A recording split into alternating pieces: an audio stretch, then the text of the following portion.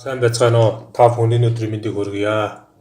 Өнөөдрийнхөө жишээгээр C харамчлалын хэлэн дээр хэрхэн функцтай бодлого бодох вэ гэдэг жишээ үзье.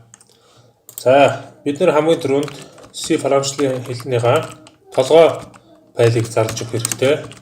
Include std.io.ch. За, үүний дараагаар функц маань байх үндсэн алгоритм авчия. Функц авчихээс өмнө үндсэн алгоритм авчихын тулд int main гэж бичээд бүр 2 бүрэнхий хаалтаа өмнөөс нь харуулж хагаад гоё хаалтаа нэнэ. За бид нэр одоо функц авчээ доор нь. За функц авчихын тулд хамгийн гол нь яадаг вэ гэхээр бид нэр функцаа void sum гэсэн функцийг бичиж өгье. Энэ маань нийлбэр болдог функц байгаа. Гоё хаалтаа нэгээ таана.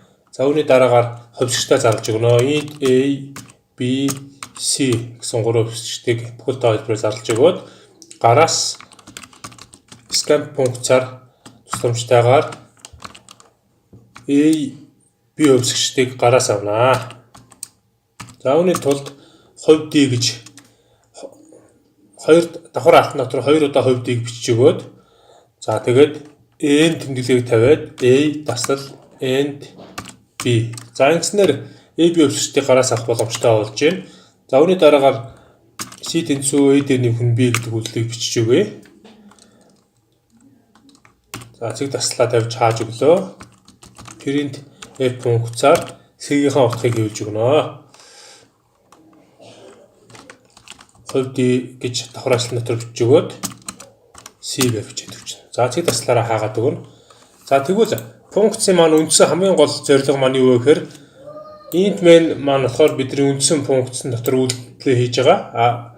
Void sum болохоор did функц байгаа. Did функц дээр хийсэн үйлдэлээ int main дээр дуудаж ажиллуулах хэрэгтэй байгаа. За инхийн тулд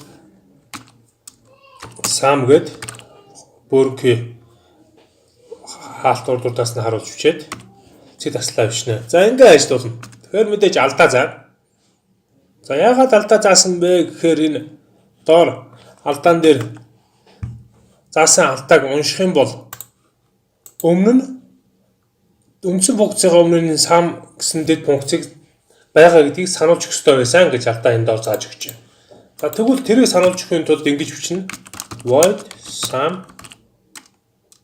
За ингэж бичнэ. За энэ бичлэг нь ямар учиртай юм бэ гэхээр 2 дугаар мөрөн дээр бичсэн бичлэг бол энэ did функц маань 7 дугаар мөрөн дээр байгаа шүү гэдгийг таниулж өгч байгаа. За тэгээ үндсэн функцэн дээр энэ sum функцээ дуудаж ажиллуулъя sum гэд 5 дугаар мөрөн дээр бичсэн шиг бичээ явуулна. За одоо хэдүүл ажиллуулж үзье. 2 5 56 58. За одоо асуудалгүй ажиллаж байна. Тэгвэл энэ 2 дугаар мөрөн дээр энэ 7 дугаар мөрөн дээр байгаа sum функцийг байгаа гэдгийг зарлж өгөхгүйгээр шууд ингэж бас бичиж болно. Шууд дээр нь ингэж тавьж өгч. За одоо ажиллуулад үзье. Одоо бол асуудалгүй шууд ажиллана.